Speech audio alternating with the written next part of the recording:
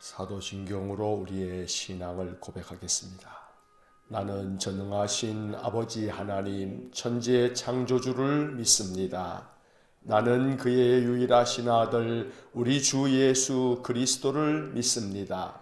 그는 성령으로 잉태되어 동정녀 마리아에게서 나시고 본디오 빌라도에게 고난을 받아 십자가에 못 박혀 죽으시고 장사된 지 사흘 만에 죽은 자 가운데서 다시 살아나셨으며 하늘에 오르시어 전능하신 아버지 하나님 우편에 앉아 계시다가 거기로부터 살아있는 자와 죽은 자를 심판하러 오십니다. 나는 성령을 믿으며 거룩한 공교회와 성도의 교제와 죄를 용서받는 것과 몸의 부활과 영생을 믿습니다. 아멘. 통독 새벽 기도의 137일차, 오늘은 에스겔 1장부터 5장까지의 말씀을 읽겠습니다. 에스겔 1장부터 시작합니다.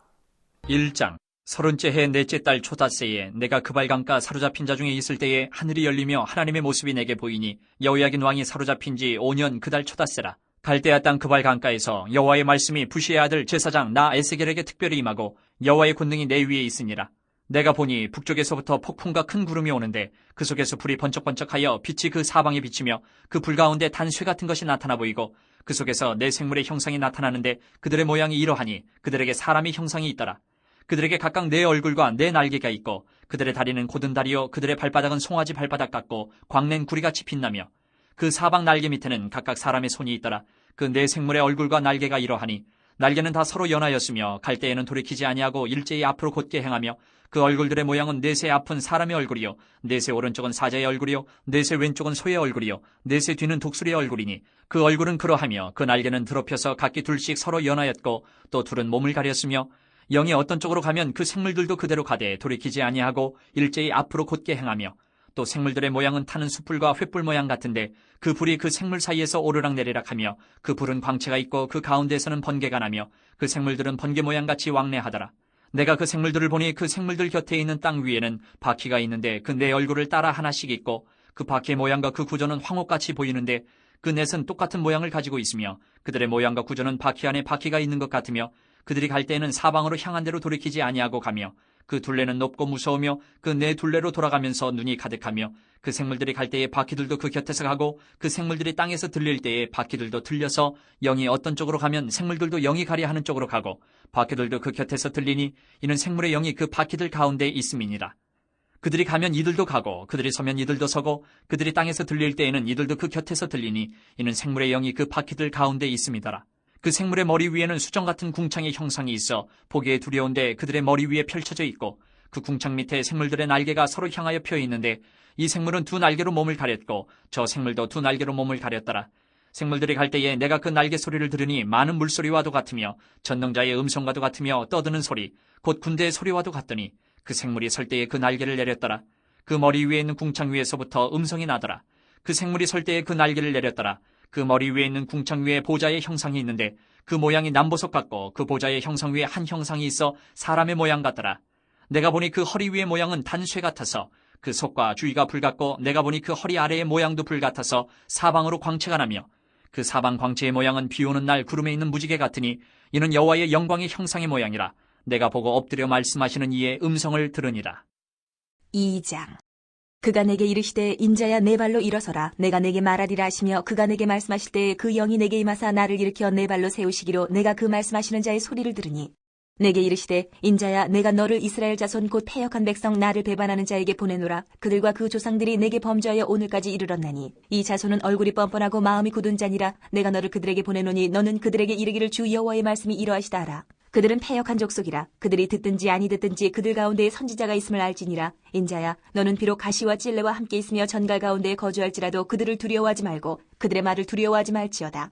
그들은 패역한 족속이라도 그 말을 두려워하지 말며 그 얼굴을 무서워하지 말지어다. 그들은 심히 패역한 자라. 그들이 듣든지 아니 듣든지 너는 내 말로 고할지어다. 너 인자야 내가 내게 이르는 말을 듣고 그 패역한 족속같이 패역하지 말고 내 입을 벌리고 내가 내게 주는 것을 먹으라 하시기로 내가 보니 보라 한 손이 나를 향하여 펴지고 보라 그 안에 두루마리 책이 있더라. 그가 그것을 내 앞에 펴시니 그 안팎에 글이 있는데 그 위에 애가와 애곡과 재앙의 말이 기록되었더라.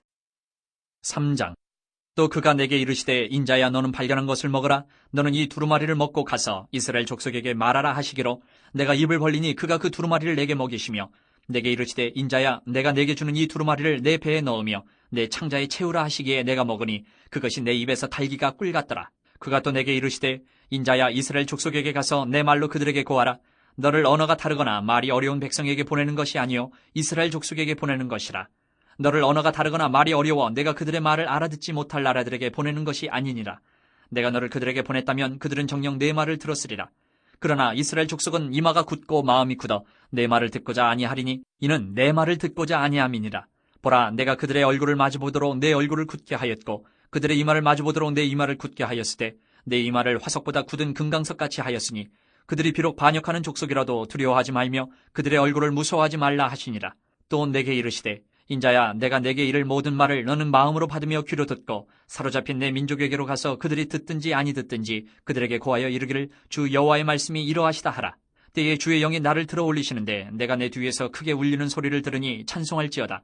여호와의 영광이 그의 처소로부터 나오는도다 하니 이는 생물들의 날개가 서로 부딪히는 소리와 생물 곁에 바퀴 소리라 크게 울리는 소리더라. 주의 영이 나를 들어 올려 데리고 가시는데 내가 근심하고 분한 마음으로 가니 여호와의 권능이 힘있게 나를 감동시키시더라. 이에 내가 텔아비브에 이르러 그 사로잡힌 백성 곧 그발 강가에 거주하는 자들에게 나아가 그 중에서 두려워 떨며 7일을 지내니라. 7일 후에 여호와의 말씀이 내게 임하여 이르시되 인자야 내가 너를 이스라엘 족속의 파수꾼으로 세웠으니 너는 내 입의 말을 듣고 나를 대신하여 그들을 깨우치라. 가령 내가 악인에게 말하기를 너는 꼭 죽으리라 할 때에 내가 깨우치지 아니하거나 말로 악인에게 일러서 그의 악한 길을 떠나 생명을 구원하게 하지 아니하면 그 악인은 그의 죄악 중에서 죽으려니와 내가 그의 핏값을 내 손에서 찾을 것이고 내가 악인을 깨우치되 그가 그의 악한 마음과 악한 행위에서 돌이키지 아니하면 그는 그의 죄악 중에서 죽으려니와 너는 네 생명을 보존하리라. 또 의인이 그의 공의에서 돌이켜 악을 행할 때에는 이미 행한 그의 공의는 기억할 바 아니라 내가 그 앞에 거치는 것을 두면 그가 죽을지니 이는 내가 그를 깨우치지 않음이니라. 그는 그의 죄 중에서 죽으려니와 그의 핏값은 내가 내 손에서 찾으리라. 그러나 내가 그 의인을 깨우쳐 범죄하지 아니하게 하므로 그가 범죄하지 아니하면 정녕 살리니 이는 깨우침을 받음이며 너도 내 영혼을 보존하리라. 여호와께서 권능으로 거기서 내게 임하시고 또 내게 이르시되 일어나 들로 나아가라. 내가 거기서 너와 말하리라 하시기로 내가 일어나 들로 나아가니 여호와의 영광이 거기에 머물렀는데 내가 전에 그발 강가에서 보던 영광과 같은지라. 내가 곧 엎드리니 주의 영이 내게 임하사 나를 일으켜 내 발로 세우시고 내게 말씀하여 이르시되 너는 가서 내 집에 들어가 문을 닫으라. 너 인자야 보라 무리가 내 위에 줄을 놓아 너를 동여매리니 내가 그들 가운데서 나오지 못할 것이라. 내가 내 혀를 내 입천장에 붙게 하여 내가 말 못하는 자가 되어 그들을 꾸짖는 자가 되지 못하게 하리니 그들은 패역한 족속임이니라. 그러나 내가 너와 말할 때에 내 입을 열리니 너는 그들에게 이르기를 주 여호와의 말씀이 이러하시다 하라. 들을 자는 들을 것이요 듣기 싫은 자는 듣지 아니하리니 그들은 반역하는 족속임이니라. 4장. 너 인자야 토판을 가져다가 그것을 내 앞에 놓고 한 성읍 곧 예루살렘을 그 위에 그리고 그 성읍을 에워싸되 그것을 향하여 사다리를 세우고 그것을 향하여 흙으로 언덕을 쌓고 그것을 향하여 진을 치고 그것을 향하여 공성퇴를 둘러세우고 또 철판을 가져다가 너와 성읍 사이에 두어 철벽을 삼고 성을 포위하는 것처럼 에워싸라.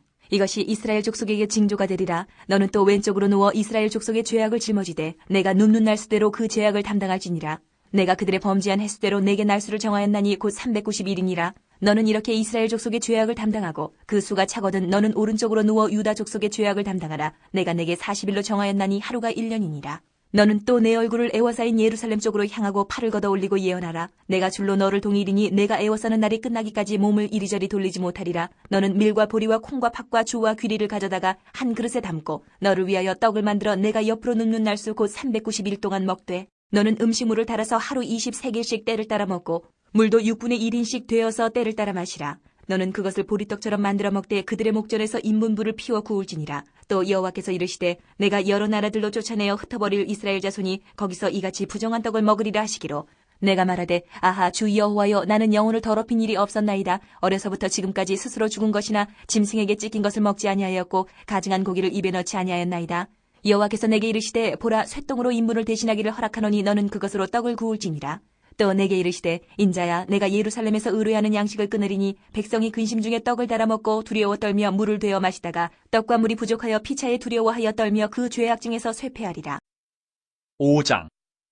너 인자야 너는 날카로운 칼을 가져다가 삭도로 삼아 내 머리털과 수염을 깎아서 저울로 달아 나누어두라. 그 성읍을 에워싸는 날이 차거든 너는 터럭 3분의 1은 성읍 안에서 불사르고 3분의 1은 성읍 사방에서 칼로 치고 또 3분의 1은 바람에 흩으라.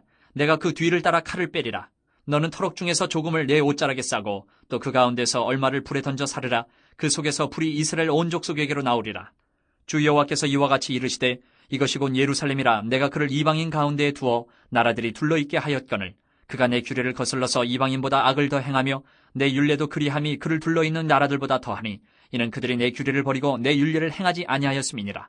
그러므로 나 주 여호와가 말하노라. 너희 요란함이 너희를 둘러싸고 있는 이방인들보다 더하여 내 율례를 행하지 아니하며 내 규례를 지키지 아니하고 너희를 둘러있는 이방인들의 규례대로도 행하지 아니하였느니라. 그러므로 나 주 여호와가 말하노라. 나 곧 내가 너를 치며 이방인의 목전에서 너에게 벌을 내리되 내 모든 가증한 일로 말미암아 내가 전무후무하게 내게 내릴지라.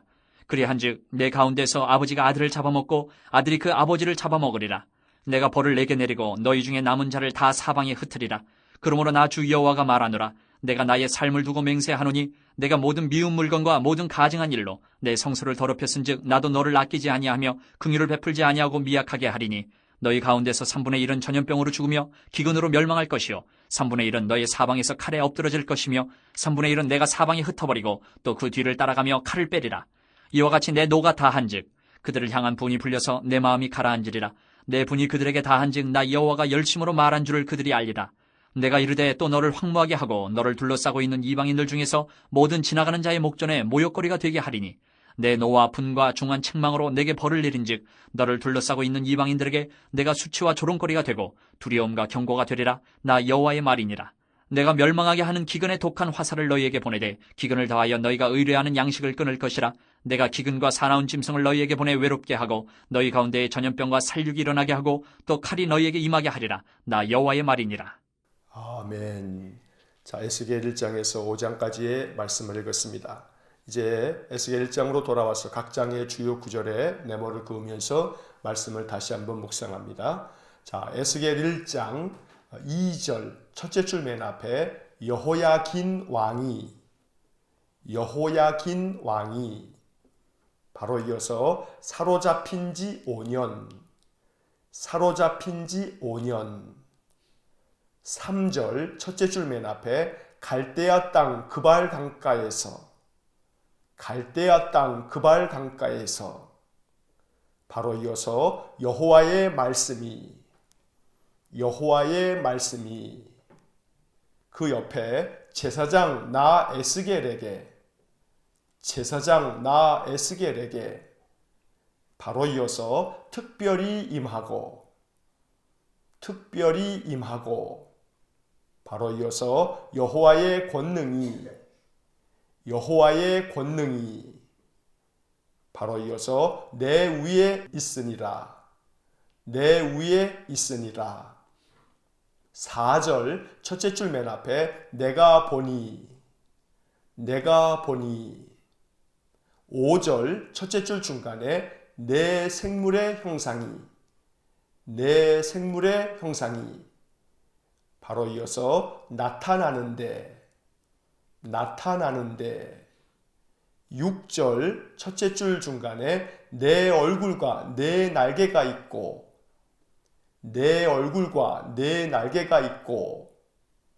8절 첫째 줄 앞에 사방 날개 밑에는 그 옆에 사람의 손이 있더라 15절 첫째 줄 맨 앞에 내가 그 생물들을 보니 22절 첫째 줄 맨 앞에 그 생물의 머리 위에는 바로 이어서 수정 같은 바로 이어서 궁창의 형상이 있어 25절 첫째 줄 중간에 궁창 위에서부터 바로 이어서 음성이 나더라 26절 첫째 줄 중간에 궁창 위에 바로 이어서 보좌의 형상이 있는데 보좌의 형상이 있는데, 셋째 줄 앞에 그 보좌의 형상 위에, 그 보좌의 형상 위에 바로 이어서 한 형상이 있어. 한 형상이 있어. 바로 이어서 사람의 모양 같더라. 사람의 모양 같더라. 28절 둘째 줄 끝에 이는 여호와의 영광에, 이는 여호와의 영광에 바로 이어서 형상의 모양이라.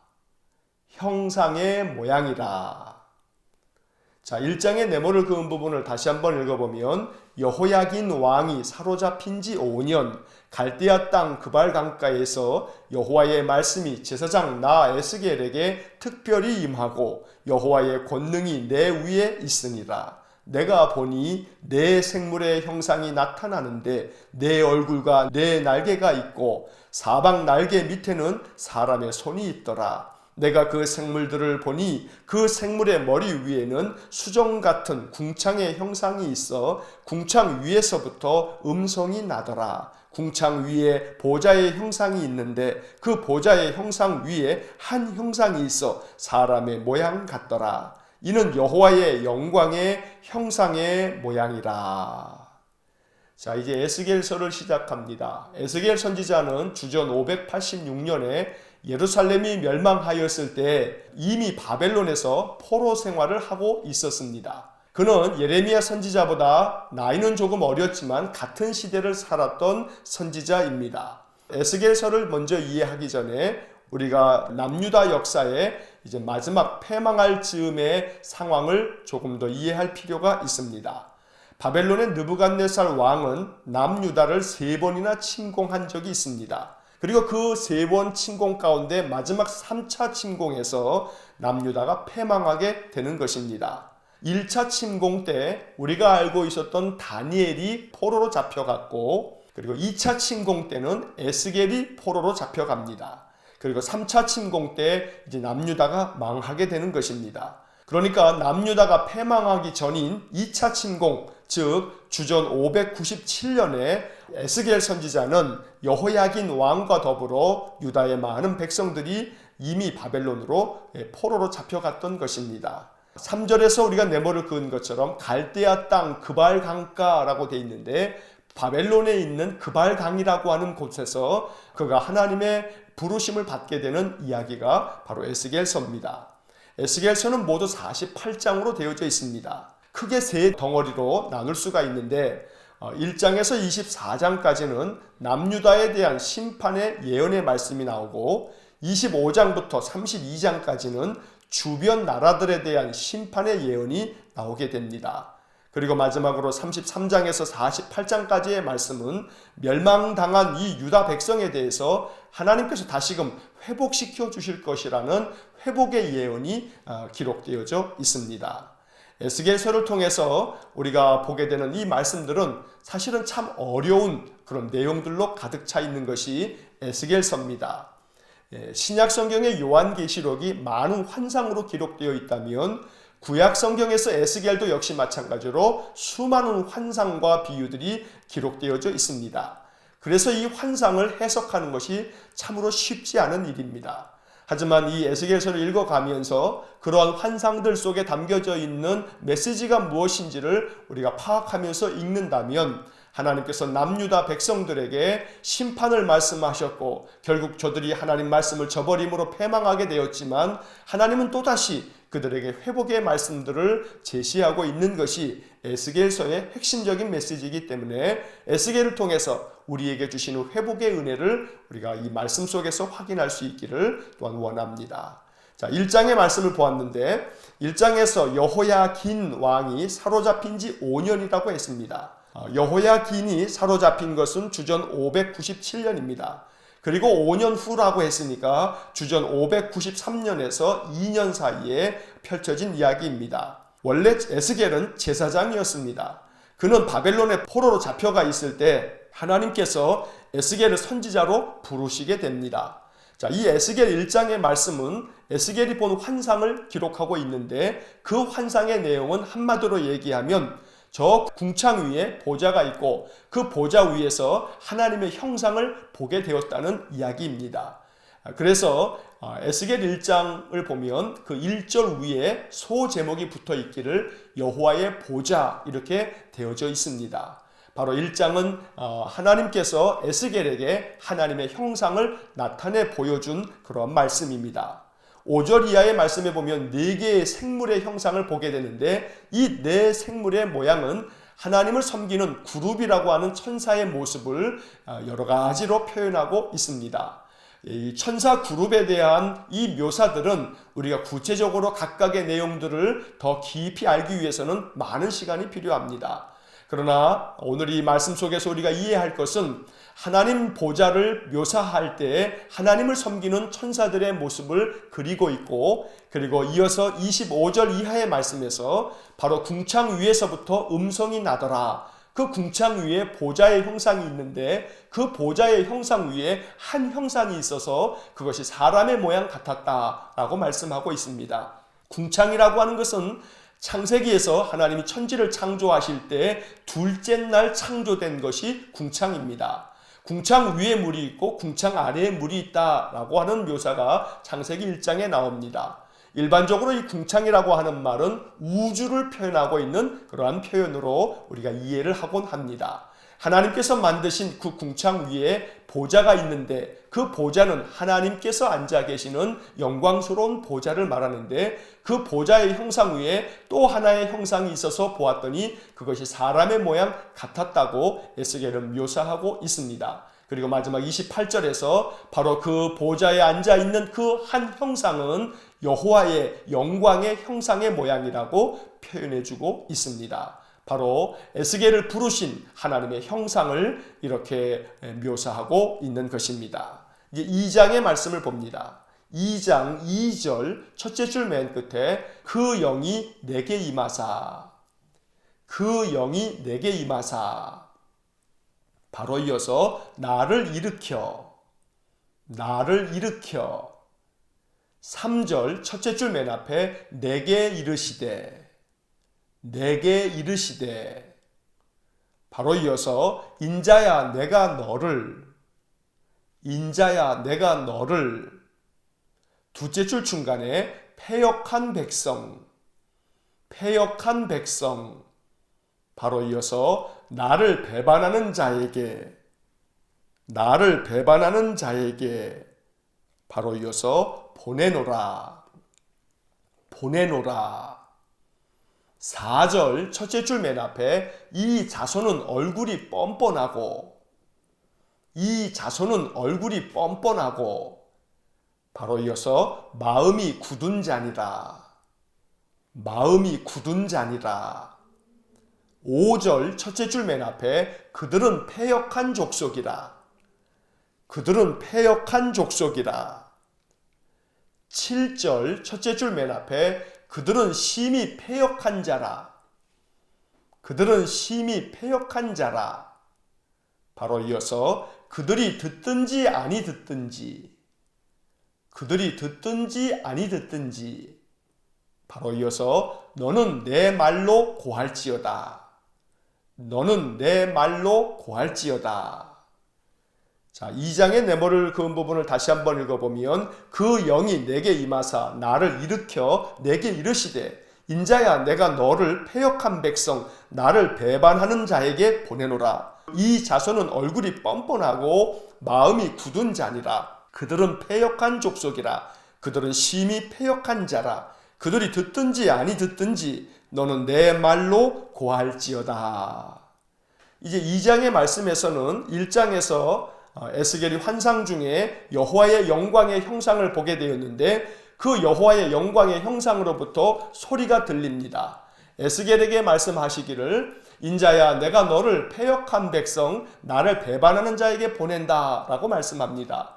여기서 말하는 패역한 백성 또 하나님을 배반한 자들은 남유다 백성을 말하는 것입니다. 4절 말씀을 보면 이 남유다 자손들은 얼굴이 뻔뻔하고 마음이 굳은 자라고 말하면서 그들은 패역한 족속이라고 또 심히 패역한 자라고 거듭해서 말씀하고 있습니다. 그리고 7절에서 그들이 듣든지 아니 듣든지 너는 내가 너에게 하는 말을 그들에게 고하라고 하나님은 명하십니다. 이렇게 하나님께서 에스겔을 선지자로 보내서 뻔뻔하기 그지없는 마음이 굳은 이 남유다 백성들에게 하나님의 말씀을 전하라고 예레미야를 선택하신 것입니다. 그리고 내모를 긋지 않았습니다만 8절로 10절까지의 말씀에서는 하나님께서 두루마리 책을 에스겔에게 보여주면서 입을 벌려서 이것을 먹으라고 말씀하는데, 이 두루마리 책에는 재앙의 말이 기록되어져 있다고 10절에 기록되어져 있습니다. 자, 이어지는 3장을 보겠습니다. 3장 1절 첫째 줄 맨 앞에 또 그가 내게 이르시되, 또 그가 내게 이르시되, 바로 이어서 인자야 너는, 인자야 너는, 둘째 줄 끝에 이 두루마리를 먹고 가서, 이 두루마리를 먹고 가서, 바로 이어서 이스라엘 족속에게, 이스라엘 족속에게 바로 이어서 말하라, 말하라. 11절 첫째 줄 맨 앞에 사로잡힌, 사로잡힌, 바로 이어서 내 민족에게로 가서, 내 민족에게로 가서, 바로 이어서 그들이 듣든지 아니 듣든지, 그들이 듣든지 아니 듣든지. 셋째 줄 중간에 주 여호와의 말씀이, 주 여호와의 말씀이, 바로 이어서 이러하시다 하라, 이러하시다 하라. 17절 첫째 줄 맨 앞에 인자야 내가 너를, 인자야 내가 너를, 바로 이어서 이스라엘 족속에, 이스라엘 족속에, 바로 이어서 파수꾼으로 세웠으니, 파수꾼으로 세웠으니. 셋째 줄 앞에 나를 대신하여, 나를 대신하여, 바로 이어서 그들을 깨우치라, 그들을 깨우치라. 27절 셋째 줄 끝에 들을 자는 들을 것이요, 들을 자는 들을 것이요, 바로 이어서 듣기 싫은 자는, 듣기 싫은 자는, 바로 이어서 듣지 아니하리니, 듣지 아니하리니. 바로 이어서 그들은 반역하는, 그들은 반역하는, 바로 이어서 족속 이민이라, 족속 이민이라. 자, 3장의 네모를 그은 부분을 다시 한번 읽어보면 또 그가 내게 이르시되 인자야 너는 이 두루마리를 먹고 가서 이스라엘 족속에게 말하라. 사로잡힌 내 민족에게로 가서 그들이 듣든지 아니 듣든지 주 여호와의 말씀이 이러하시다 하라. 인자야 내가 너를 이스라엘 족속의 파수꾼으로 세웠으니 나를 대신하여 그들을 깨우치라. 들을 자는 들을 것이요 듣기 싫은 자는 듣지 아니하리니 그들은 반역하는 족속 이민이라. 자, 3장의 말씀은 앞서 2장 끝부분에서 나왔던 것처럼 하나님께서 에스겔 선지자에게 두루마리 책 하나를 보여주시고 이 두루마리 책을 먹으라고 말씀하십니다. 두루마리 책에는 남유다 백성에 대한 재앙의 말씀이 기록되어져 있는데 이 말씀을 먹고 이스라엘 족속에게 그 모든 말을 전하라고 말씀하는 것입니다. 11절 말씀에서 또 한번 반복되고 있는 것은 그들이 듣든지 듣지 않든지 이것이 주 여호와의 말씀이라고 전하라고 에스겔에게 명하고 계십니다. 17절의 말씀에서는 다시금 하나님은 에스겔을 부르시면서 내가 너를 이스라엘 족속의 파수꾼으로 세웠으니 네가 나를 대신해서 그들을 깨우치고 그들에게 여호와의 말씀을 선포하라고 하나님 명하십니다. 또 27절에서는 들을 자는 들을 것이고 듣기 싫은 자는 듣지 않을 것이다. 그들은 반역하는 족속이다 라고 말씀하고 계십니다. 들을 자는 들을 것이고 듣기 싫은 자는 듣지 않을 것이라는 이 말씀이 참으로 에스겔서에서 의미심장합니다. 오늘 이 3장의 말씀을 읽으면서 남유다 백성은 결국 하나님의 말씀을 듣기 싫어함으로 말미암아 패망하고 말았던 것입니다. 오늘 이 말씀 앞에서 들을 자는 들을 것이요 듣기 싫은 자는 듣지 아니하리니 라고 하는 말씀이 우리의 마음 가운데 깊은 경계가 되기를 원합니다. 언제나 하나님의 말씀을 들으려고 하고 그 말씀 속에서 하나님의 뜻을 발견하여 그 말씀대로 순종하려고 늘 하나님 앞에 기도하며 나아가는 저희들 모두가 되기를 간절히 축원합니다. 4장의 말씀을 봅니다. 4장 1절 첫째 줄 맨 앞에 너 인자야, 너 인자야. 바로 이어서 토판을 가져다가, 토판을 가져다가. 둘째 줄 끝에 예루살렘을 그 위에 그리고, 예루살렘을 그 위에 그리고. 3절 둘째 줄 끝에 성을 포위하는 것처럼, 성을 포위하는 것처럼. 바로 이어서 에워싸라, 에워싸라. 바로 이어서 이것이 이스라엘 족속에게, 이것이 이스라엘 족속에게. 바로 이어서 징조가 되리라, 징조가 되리라. 4절 첫째 줄 맨 앞에 너는 또 왼쪽으로 누워, 너는 또 왼쪽으로 누워. 바로 이어서 이스라엘 족속의 죄악을, 이스라엘 족속의 죄악을. 바로 이어서 짊어지되, 짊어지되. 그 옆에 눕는 날수대로, 눕는 날수대로. 바로 이어서 그 죄악을 담당할지니라, 그 죄악을 담당할지니라. 6절 첫째 줄 중간에 너는 오른쪽으로 누워, 너는 오른쪽으로 누워. 바로 이어서 유다 족속의 죄악을, 유다 족속의 죄악을. 바로 이어서 담당하라, 담당하라. 9절 첫째 줄 맨 앞에 너는 밀과 보리와, 너는 밀과 보리와. 바로 이어서 콩과 팥과 조와, 콩과 팥과 조와. 바로 이어서 귀리를 가져다가, 귀리를 가져다가. 셋째 줄 앞에 떡을 만들어, 떡을 만들어. 9절 맨 끝에 먹되, 먹되. 12절 둘째 줄 중간에 인분 불을 피워, 인분 불을 피워. 바로 이어서 구울지니라, 구울지니라.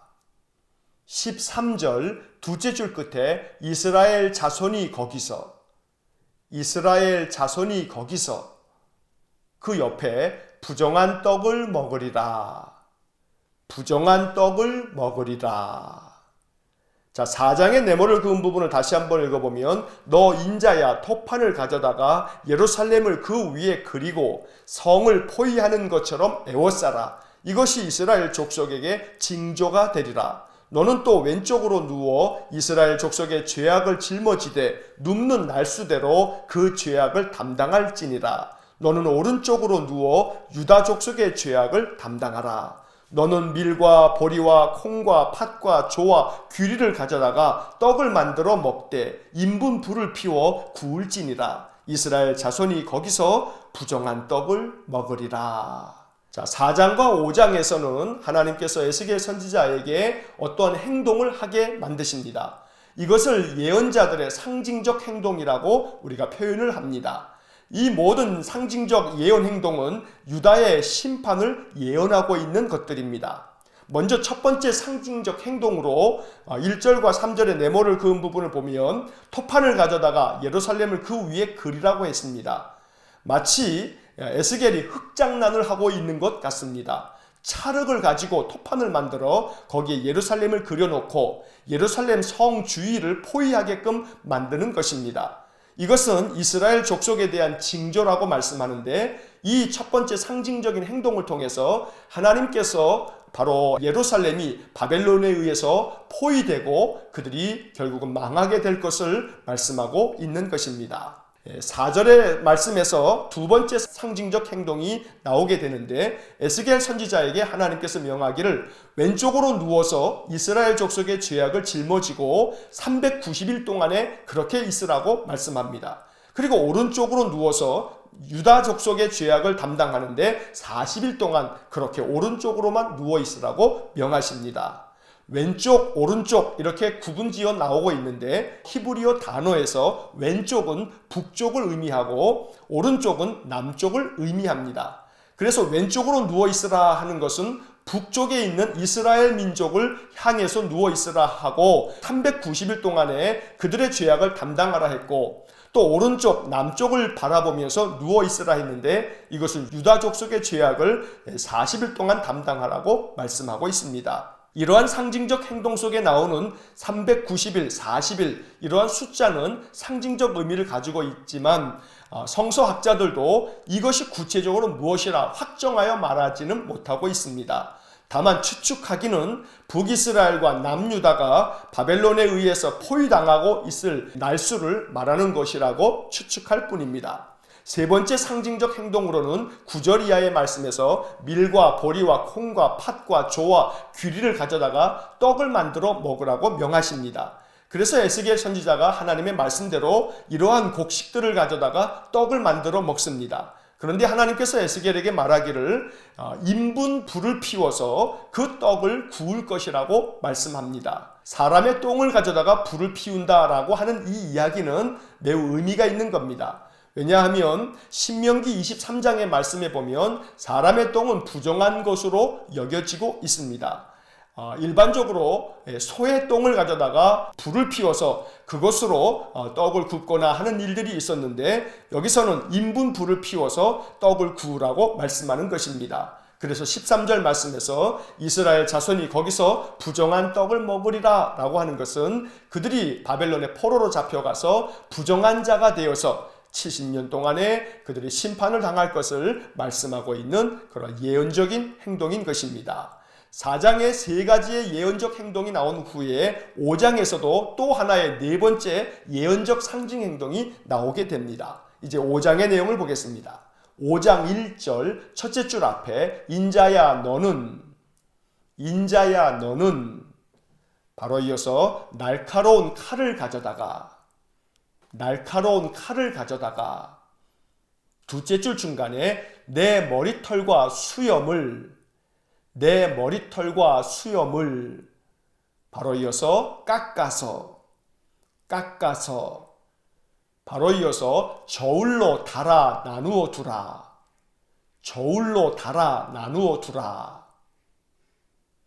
2절 첫째 줄 중간에 날이 차거든 둘째 줄 앞에 3분의 1은 둘째 줄 끝에 불 사르고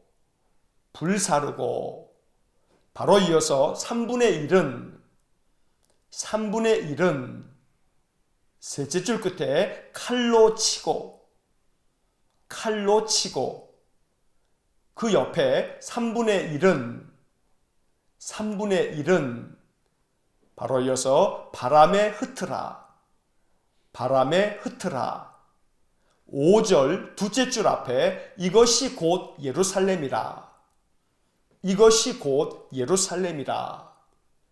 12절 첫째 줄 중간에 3분의 1은 바로 이어서 전염병으로 죽으며 둘째 줄 끝에 3분의 1은 셋째 줄 끝에 칼에 엎드러질 것이며 바로 이어서 3분의 1은 그 옆에 사방에 흩어버리고 맨 끝에 따라가며 칼을 빼리라 14절 첫째 줄 중간에 너를 황무하게 하고 둘째 줄 중간에 이방인들 중에서 셋째 줄 끝에 모욕거리가 되게 하리니, 모욕거리가 되게 하리니. 15절 셋째 줄 중간에 수치와 조롱거리가 되고, 수치와 조롱거리가 되고, 바로 이어서 두려움과 경고가 되리라. 두려움과 경고가 되리라. 자, 5장의 네모를 그은 부분을 다시 한번 읽어보면, 인자야 너는 날카로운 칼을 가져다가 내 머리털과 수염을 깎아서 저울로 달아 나누어 두라. 날이 차거든 3분의 1은 불사르고 3분의 1은 칼로 치고 3분의 1은 바람에 흩으라. 이것이 곧 예루살렘이라. 3분의 1은 전염병으로 죽으며 3분의 1은 칼에 엎드러질 것이며 3분의 1은 사방에 흩어버리고 따라가며 칼을 빼리라. 너를 황무하게 하고 이방인들 중에서 모욕거리가 되게 하리니 수치와 조롱거리가 되고 두려움과 경고가 되리라. 자, 5장의 말씀도 4장에 이어서 하나님께서 에스겔 선지자에게 상징적인 예언적 행동을 하라고 명하십니다. 에스겔에게 날카로운 칼을 가져다가 너의 머리털과 수염을 깎으라고 말씀합니다. 이렇게 깎은 머리털과 수염을 셋으로 나누어서 두라고 하십니다. 그리고 날이 차게 되면, 하나님이 명하신 날이 되면 3분의 1은 불살라버리고 3분의 1은 칼로 치고 또 3분의 1은 바람에 흩어버리라고 명하십니다. 에스겔은 하나님께서 명하신 그대로 행동합니다. 그리고 하나님 말씀하시기를 이것이 곧 예루살렘에 대한 예언이라고 말씀하고 있는 것입니다. 남유다가 결국은 3분의 1은 전염병으로 죽고 기근으로 멸망하고 3분의 1은 사방에서 칼에 엎드러질 것이고 또 3분의 1은 하나님께서 사방에 흩어버릴 것이라고 말씀하고 있는 것입니다. 그래서 남유다는 황무하게 될 것이고 이방인 중에서 모욕거리가 되고 수치와 조롱거리가 될 것이라고 하나님은 말씀하십니다. 이처럼 선지자 에스겔을 통해서 여러 가지 상징적 행동을 하게 함으로써 유다 백성들을 향한 하나님의 심판의 말씀을 이렇게 전하고 있는 것입니다. 들을 귀 있는 자는 들을 것이고 듣기 싫어하는 자는 듣지 않을 것이라고 하는 이 에스겔 선지자를 통해서 주신 하나님의 말씀은 오늘 남유다를 향한 이 심판에 계속되어지는 말씀들 속에서 하나님은 그들이 하나님 말씀을 듣기를, 선지자를 통해서 주신 이 말씀들을 그들이 모두 다 듣기를 하나님 원하셨던 것입니다. 날마다 하나님 말씀을 듣기를 즐거워하고 말씀을 읽어가면서 하나님의 뜻을 찾아 나아가는 귀하고 복된 믿음의 삶을 살아갈 수 있기를 주의 이름으로 간절히 축원합니다. 기도하겠습니다. 사랑이 많으신 아버지 하나님, 남유다가 패망하기 전에 에스겔 선지자를 통하여 하나님은 그들에게 말씀하셨고 그들이 하나님 말씀을 듣기를 간절히 원하셨음을 오늘 이 에스겔서를 읽으면서 깨닫게 됩니다. 하지만 남유다 백성들이 하나님 말씀을 거역하고 듣지 않음으로 말미암아 그들은 기회를 놓치고 결국은 패망하게 되는 이야기를 우리가 이스라엘 역사를 통해서 보면서 이것이 우리에게 깊은 교훈이 될 수 있도록 은혜를 내려 주옵소서. 에스겔의 상징적인 행동들을 통해서 끊임없이 하나님은 너희들을 심판할 것이라 말씀하셨는데 이것을 깨닫지 못한 남유다의 어리석은 백성들을 우리가 보면서 이것이 반면교사가 되게 하시고 우리로 하여금 어리석게도 하나님 말씀을 등지거나 저버리는 일이 없도록 날마다 우리에게 주의 말씀을 알아차릴 수 있는 들을 귀를 허락하여 주옵소서. 간절히 원하오니 들을 자는 들을 것이고 듣기 싫은 자는 듣지 않을 것이라는 말씀을 들으며 오늘 항상 하나님 앞에 나올 때 하나님 말씀 듣기 원하여 나오니 찬송 가운데 하나님 음성을 듣고 기도 가운데 하나님의 세미한 음성을 알아차리고 말씀 속에서 하나님의 말씀을 들을 수 있는 저희들 모두가 되게 하여 주옵소서. 오늘 하루를 사는 동안 하나님께서 우리의 삶의 환경과 삶에서 겪는 많은 일들을 통해서도 하나님의 세미한 음성을 들을 수 있는 영적인 귀를 우리에게 열어 주옵소서. 한날의 삶을 주님께 의지하오니 오늘도 우리와 함께 동행하여 주시며 우리를 지켜 주옵소서. 예수님 이름으로 기도하옵나이다. 아멘. 우리 구주 예수 그리스도의 은혜와 하나님 아버지의 극진하신 사랑과 성령의 교통하심이 들을 귀 있어 항상 여호와 하나님의 말씀을 마음으로 깊이 듣고 그 말씀 순종함으로 하나님의 거룩한 백성, 신실한 백성의 삶을 살아가기를 소원하는 머리 숙인 믿음의 사람들 위해와 몸된 교회와 성도들 위해 영원토록 함께 하시길 축원하옵나이다. 아멘. 이어서 2018년 통독 해설이 이어집니다. 작년에 밑줄을 그으면서 통독했던 내용들입니다. 복습하는 마음으로 다시 들으시면 좋습니다. 자, 에스겔 1장부터 5장까지의 말씀을 읽었습니다. 에스겔서를 이제 시작합니다. 에스겔서는 구약 성경 39권 중에서 가장 읽기가 어려운 책 중에 하나입니다. 왜냐하면 우리에게는 익숙하지 않은 환상과 상징, 비유들이 많이 나오기 때문입니다. 하지만 해석하기 어려운 단점은 있지만 에스겔서는 영광스러운 하나님의 구원의 섭리를 선포하고 있는 위대한 선지서입니다. 그래서 예레미야를 눈물의 선지자라고 부르는 반면 에스겔은 영광의 선지자라고 부르기도 합니다. 에스겔 선지자가 활동했던 당시의 상황을 잠시 살펴보면 이렇습니다. 바벨론의 느부갓네살 왕은 남한국 유다를 모두 3차례 침공했습니다. 그중 두 번째 침공 때 유다의 여호야긴 왕과 많은 유다인들이 포로로 잡혀갔습니다. 그때가 주전 597년입니다. 아직까지 유다가 망하기 전입니다. 에스겔은 바로 이 두 번째 침공 때 포로가 되어 바벨론에 끌려갔습니다. 아직 유다가 최종적으로 망한 것은 아닙니다. 유다는 주전 586년에 바벨론의 세 번째 침략을 받고 망했습니다. 에스겔 1장 2절을 보면 여호야긴 왕이 사로잡힌 지 5년 그달 초닷새 때 하나님께서 에스겔에게 나타나셔서 그를 부르셨다고 되어 있습니다. 여호야긴이 잡혀간 것이 주전 597년이기 때문에 5년이 지난 주전 593년에 에스겔이 선지자로 부름을 받은 것입니다. 에스겔은 예레미야처럼 제사장 가문에서 태어났습니다. 유다에 있었다면 제사장이 되었을 사람입니다. 하지만 바벨론으로 포로로 잡혀가 30살이 되었을 때 하나님의 부름을 받게 됩니다.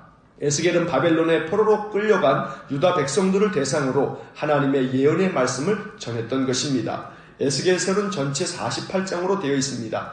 1장부터 24장까지는 유다에 대한 심판을 예언하고 있습니다. 앞서 말씀드린 것처럼 에스겔은 바벨론의 2차 침공 때 포로로 잡혀갔습니다. 아직 나라가 완전히 망한 것은 아닙니다. 그래서 에스겔은 바벨론에 잡혀가 있으면서 남한국 유다가 하나님의 심판을 받아 완전히 망하게 될 것이라고 예언한 것입니다.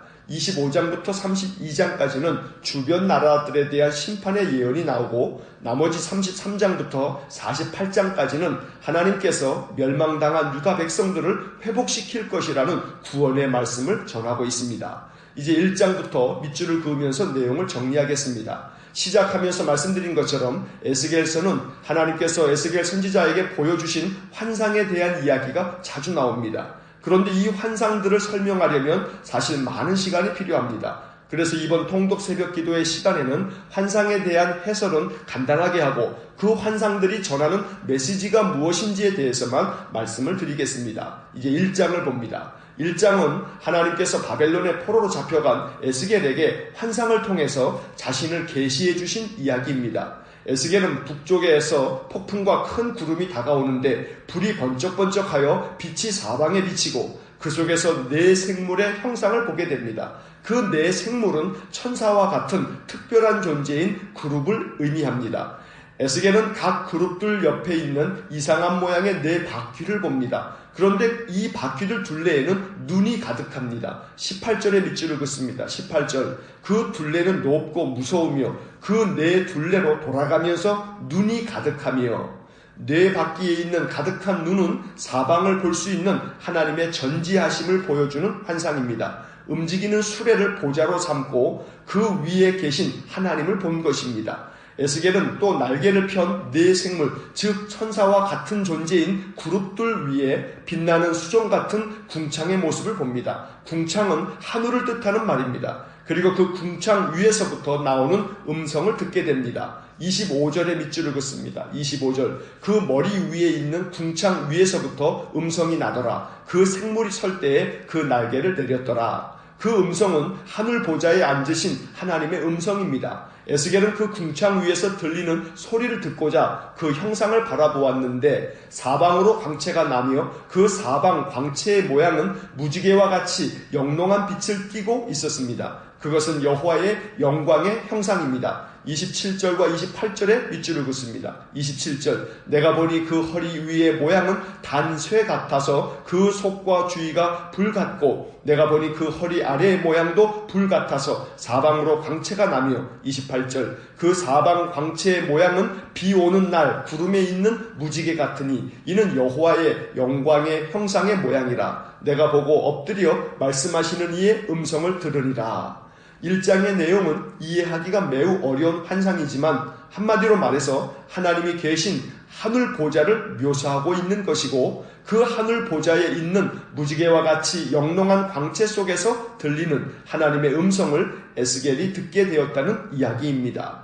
2장을 보겠습니다. 2장은 하늘 보좌에서 들리는 하나님의 음성이 에스겔을 불러 세워서 선지자로 삼았다는 말씀입니다. 하나님께서는 에스겔에게 일어나 말씀을 받으라 하시고 그 영으로 에스겔을 일으켜 세우시고 말씀을 들려주셨습니다. 여기서 하나님은 에스겔을 인자라고 부릅니다. 1절에 밑줄을 긋습니다. 1절, 그가 내게 이르시되 인자야 내 발로 일어서라 내가 내게 말하리라 하시며, 인자라는 표현은 에스겔을 지칭하는 말이고 에스겔서에 93번이나 나오는 아주 중요하고 독특한 표현입니다. 하나님께서는 패역한 백성인 이스라엘 자손에게 에스겔을 보내신다고 말씀합니다. 뻔뻔하고 마음이 굳은 자들에게 가서 하나님의 말씀을 전하라고 하십니다. 3절과 4절에 밑줄을 긋습니다. 3절, 내게 이르시되 인자야 내가 너를 이스라엘 자손 곧 패역한 백성 나를 배반하는 자에게 보내노라. 그들과 그 조상들이 내게 범죄하여 오늘까지 이르렀나니. 4절, 이 자손은 얼굴이 뻔뻔하고 마음이 굳은 자니라. 내가 너를 그들에게 보내노니 너는 그들에게 이르기를 주 여호와의 말씀이 이러하시다 하라. 이스라엘 백성들의 뻔뻔함을 강조하기라도 하듯이 그들이 듣든지 듣지 아니하든지 선지자가 있음을 알리기 위해 가서 전하라고 말씀합니다. 5절에 밑줄을 긋습니다. 5절, 그들은 패역한 족속이라 그들이 듣든지 아니 듣든지 그들 가운데 선지자가 있음을 알지니라. 한편 하나님께서는 에스겔에게 패역한 유다 백성들을 두려워하지 말라고 몇 번이나 강조해서 말씀해 주십니다. 6절과 7절에 밑줄을 긋습니다. 6절, 인자야 너는 비록 가시와 찔레와 함께 있으며 전갈 가운데 거주할지라도 그들을 두려워하지 말고 그들의 말을 두려워하지 말지어다. 그들은 패역한 족속이라도 그 말을 두려워하지 말며 그 얼굴을 무서워하지 말지어다. 7절, 그들은 심히 패역한 자라 그들이 듣든지 아니 듣든지 너는 내 말로 고할지어다. 2장은 거의 대부분 구절에 밑줄을 그었는데 여기서 눈여겨볼 것은 3절, 5절, 6절, 7절, 8절에서 반복해서 나오는 패역한이라는 표현입니다. 유다 백성들의 패역함을 강조하시면서 그들이 듣든지 안 듣든지 패역한 족속에게 하나님의 말씀을 담대히 전하라고 말씀합니다. 또 에스겔에게 재앙의 말씀이 기록된 두루마리 책을 입을 벌려 먹으라고 하십니다. 즉 유다 백성들을 심판하실 재앙의 말씀들을 받아서 그것을 패역한 족속인 유다 백성들에게 그대로 전하라고 하는 것입니다. 이제 3장을 보겠습니다. 하나님의 말씀대로 에스겔은 입을 벌려 두루마리 책을 먹었습니다. 그런데 이 마치 에스겔의 입에 꿀같이 달았다고 말씀합니다. 2절과 3절에 밑줄을 긋습니다. 2절, 내가 입을 벌리니 그가 그 두루마리를 내게 먹이시며. 3절, 내게 이르시되 인자야 내가 내게 주는 이 두루마리를 내 배에 넣으며 내 창자에 채우라 하시기에 내가 먹으니 그것이 내 입에서 달기가 꿀 같더라. 에스겔이 먹은 두루마리 책에는 유다에 대한 재앙의 말씀들이 기록되어 있습니다. 재앙은 쓰디쓴 것이지만 그것이 하나님께로부터 나온 것이기에 에스겔이 하나님의 말씀을 달게 받았던 것입니다. 하지만 문제는 하나님께서 에스겔을 통해 선포하시는 심판의 말씀을 유다 백성들이 듣지 않을 것이라는 겁니다. 하나님께서는 유다 백성들의 완악함을 알고 계셨습니다. 7절에 밑줄을 긋습니다. 7절, 그러나 이스라엘 족속은 이마가 굳고 마음이 굳어 내 말을 듣고자 아니하리니 이는 내 말을 듣고자 아니함이니라. 이스라엘 족속이 하나님의 말씀을 듣지 않을 것을 알고 계셨지만 그럼에도 불구하고 반복해서 에스겔에게 명령하십니다. 그들이 듣든지 아니 듣든지 가서 하나님의 말씀이 이러하다고 전하라는 것입니다. 10절과 11절에 밑줄을 긋습니다. 10절 또 내게 이르시되 인자야 내가 내게 이를 모든 말을 너는 마음으로 받으며 귀로 듣고 11절 사로잡힌 내 민족에게로 가서 그들이 듣든지 아니 듣든지 그들에게 고하여 이르기를 주 여호와의 말씀이 이러하시다 하라. 에스겔은 하나님의 권능에 사로잡혀 큰 감동을 덧입었습니다. 14절에 밑줄을 긋습니다. 14절 주의 영이 나를 들어올려 데리고 가시는데 내가 근심하고 분한 마음으로 가니 여호와의 권능이 힘있게 나를 감동시키시더라. 하나님의 영의 감동을 받은 지 일주일이 지난 후에 하나님의 말씀이 다시 에스겔에게 임했습니다. 하나님께서는 에스겔을 이스라엘 족속의 파수꾼으로 세우신다고 말씀하시면서 하나님을 대신해서 하나님의 말씀을 전해 그들을 깨우치라고 하십니다. 17절에 밑줄을 긋습니다. 17절 인자야 내가 너를 이스라엘 족속의 파수꾼으로 세웠으니 너는 내 입의 말을 듣고 나를 대신하여 그들을 깨우치라. 그런데 3장 26절과 27절에는 조금 의아한 말씀도 나옵니다. 에스겔을 파수꾼으로 세우신다고 하시면서 유다 백성들에게 가서 하나님의 말씀을 전하라고 하셨는데 26절에서는 에스겔을 말 못하는 자가 되게 하여 유다 백성들을 꾸짖지 못하게 하신 겁니다. 그 대신 말 못하는 자로 있는 것은 잠시이고 다시 말하라고 입을 열어주시면서 말하라 명령하십니다. 즉 하나님께서 말하라고 하면 말하고 말하지 말라고 하면 말하지 말라는 것입니다. 26절과 27절에 밑줄을 긋습니다. 26절 내가 내 혀를 내 입천장에 붙게 하여 내가 말 못하는 자가 되어 그들을 꾸짖는 자가 되지 못하게 하리니 그들은 패역한 족속이민이라. 27절 그러나 내가 너와 말할 때에 내 입을 열리니 너는 그들에게 이르기를 주 여호와의 말씀이 이러하시다 하라. 들을 자는 들을 것이요 듣기 싫은 자는 듣지 아니하리니 그들은 반역한 족속이민이라.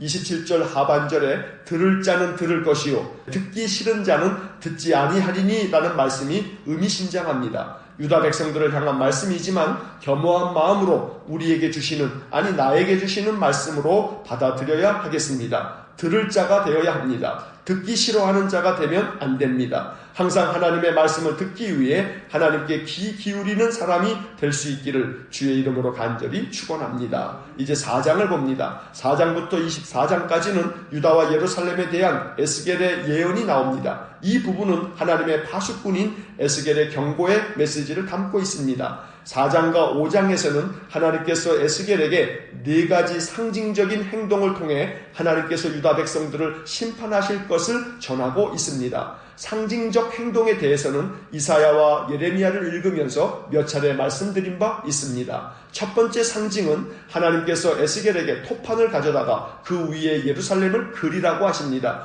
그리고 그 성읍을 에워싸 성벽을 부수는 무기를 성 둘레에 설치하라고 하십니다. 성을 포위하는 것처럼 에워싸라고 하시면서 그것이 이스라엘 족속에게 주는 징조라고 말씀하십니다. 1절과 3절에 밑줄을 긋습니다. 1절 너 인자야 토판을 가져다가 그것을 내 앞에 놓고 한 성읍 곧 예루살렘을 그 위에 그리고 3절 또 철판을 가져다가 너와 성읍 사이에 두어 철벽을 삼고 성을 포위하는 것처럼 에워싸라. 이것이 이스라엘 족속에게 징조가 되리라.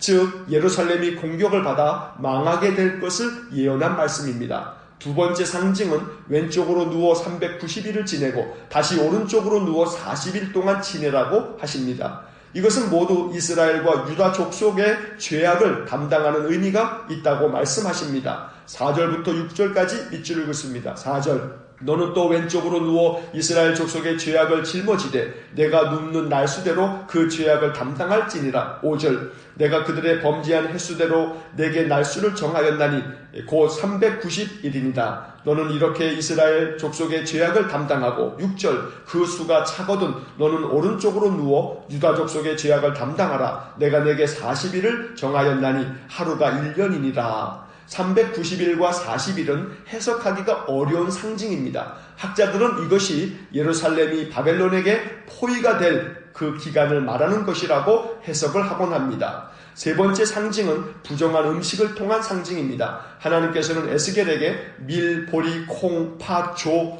귀리를 가져다가 떡을 만들어 먹으라고 하십니다. 이스라엘이나 메소포타미아 지방에서는 흔한 일상적인 음식입니다. 하지만 보통은 소똥으로 땔감을 하여 떡을 구워 먹는데 하나님께서는 인분으로 땔감을 삼아서 먹으라고 이야기를 합니다. 신명기 23장 12절로 14절을 보게 되면 인분은 부정한 것으로 나옵니다. 즉 인분을 땔감으로 하여 구운 떡은 부정한 음식이 되는데 이 부정한 음식을 만들어 먹으라는 것입니다. 이것은 유다 백성이 부정하게 될 것이라는 의미의 상징입니다. 이제 5장을 보겠습니다. 5장에서는 네 번째 상징이 나옵니다. 하나님께서는 에스겔에게 날카로운 칼을 가져다가 머리털과 수염을 깎으라고 하십니다. 그리고 그것을 저울로 달아서 셋으로 나누어 두라고 하십니다. 1절부터 4절까지 밑줄 읽었습니다. 1절 너 인자야 너는 날카로운 칼을 가져다가 삭도로 삼아 내 머리털과 수염을 깎아서 저울로 달아 나누어 두라. 2절 그 성읍을 에워싸는 날이 차거든